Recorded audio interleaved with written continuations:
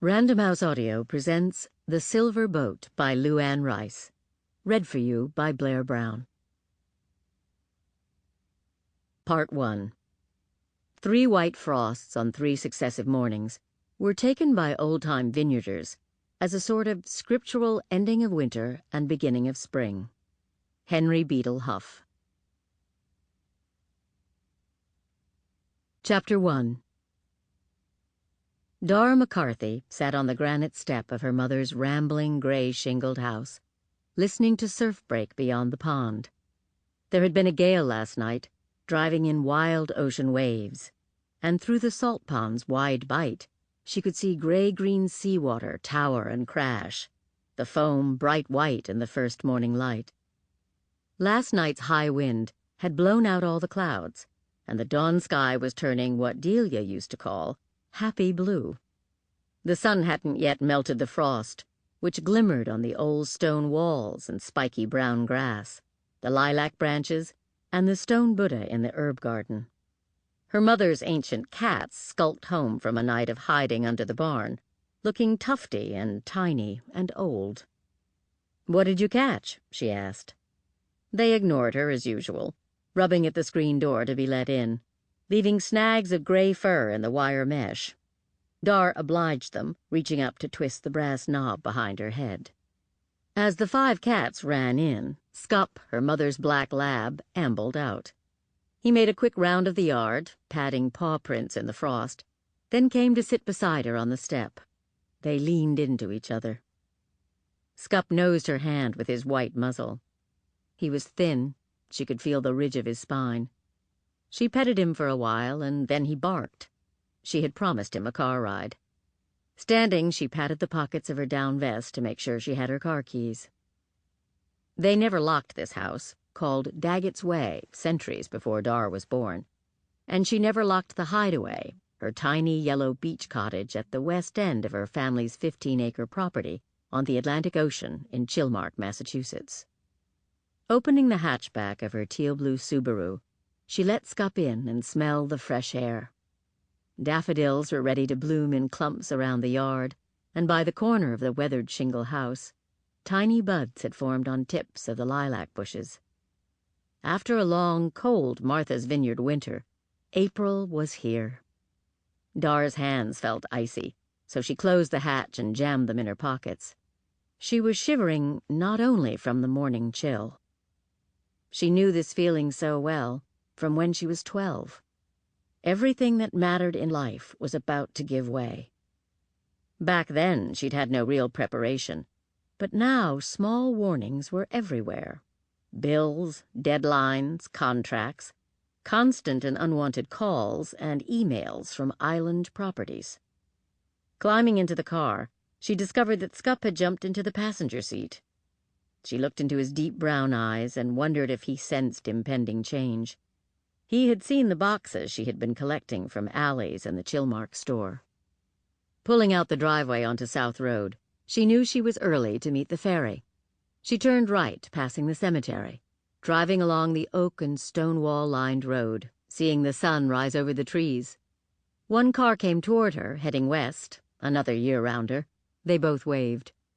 She turned into the parking lot at Allie's store, scanned the trucks for Andy Mayhew's. There it was, dirty white with a hoist in back and his logo painted on the door. She climbed the porch steps, looked for Andy but didn't see him, said hi to everyone standing around drinking coffee. Stopping at the bulletin board, she riffled through all the business cards and notices until she found a note written on a thick card, embossed with Harrison Thaxter's family crest. This was how they communicated. "When are the girls arriving?" he'd scrawled in fountain pen. Reaching for the pencil dangling from the board by a string, she wrote back, "Today." Then, not knowing whether he'd be by any time soon, she added, "Friday, April 9th. "When's he going to get a phone?" Andy asked, handing her a large steaming black coffee. "When's he going to get a house?" she asked. They both chuckled. Andy, Harrison, the McCarthy sisters, and a tight group of friends had grown up here, first summering on the island, then some of them digging in and becoming year-rounders. "You okay?" Andy asked, standing close, their arms touching. "Yes," she said.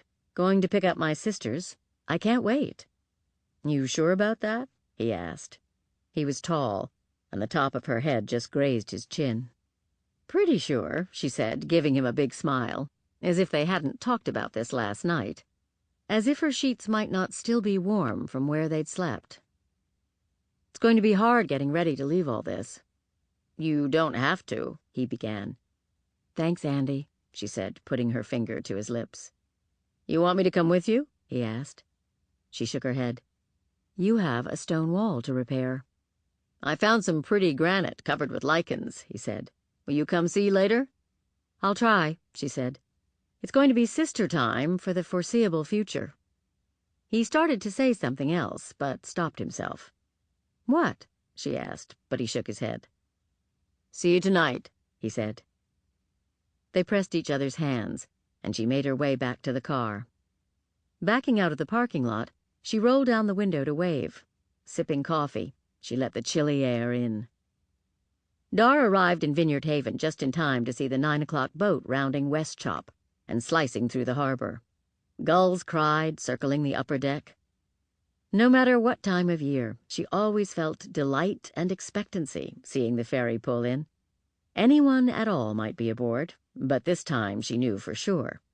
Rory and Delia. She and Scup jumped out of the car, stood aside the car lane.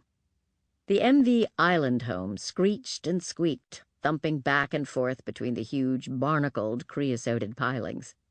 Chains rattled as the ferry's metal ramp was lowered, and Dar peered into the dark hold, her heart beating fast. Vehicles began to offload. She held her breath. This was the Steamship Authority's newest ferry. Dar, her sisters, and their mother had stood on this dock, listening to Carly Simon, her son Ben Taylor, Kate Taylor, and others singing to welcome the new boat. Dar had done a drawing of the scene, given it to the captain. He'd flattered her, looking for her signature. "An original Dar McCarthy," he'd said. "My daughters won't believe it." "Tell them I'll draw them on deck in my next installment." "Wow," he'd said.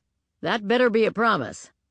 "It is," she'd said, and she'd kept her word, putting the ferry and the captain's children in a scene in her next graphic novel. And now, here came Delia, driving her green Volvo wagon, waving out the open window. Dar waved back, noticing Delia's granddaughter, Vanessa, beaming from her car seat in back, as well as the fact that Rory and her kids weren't in the car. Dar followed Delia over to an empty spot, hopped inside, and hugged her youngest sister. They rocked back and forth, not wanting to let go. Vanessa held a doll in the crook of her arm and shouted, "Hello, hello, hello, hello!" "Hello, Vanessa," Dar said. "Hello, hello! Where is Rory?" "Oh, God," Delia said. "I've been up since 3, and I need a whole lot of coffee before I get into that." She wanted to take her own car. "Can we go home, and then I'll tell you? Have you heard from Pete? Oh, never mind that now. Let's just get home, and we can talk." "Of course," Dar said. She held her sister's hand, not wanting to let go or get out of the car. But Scup was waiting, and they were blocking traffic, so Dar blew Vanessa a kiss and ran back to her own car. Delia Monahan led the way. She talked to Vanessa, pointing out landmarks. "That's where my best friend Amy lives in the summer, and that's the old oak. See all the big winding branches, all the way down to the ground and up again? We all used to climb, and that's the creek where your daddy used to catch crabs and herring." "My daddy," Vanessa said. Delia met her eyes in the rearview mirror and smiled. "That's right, Daddy." She kept driving, was fine till they passed Chilmark Cemetery. Glancing down the hill, she tried to find her mother's grave. She could almost see herself and her sisters and half the island residents standing there in the October light.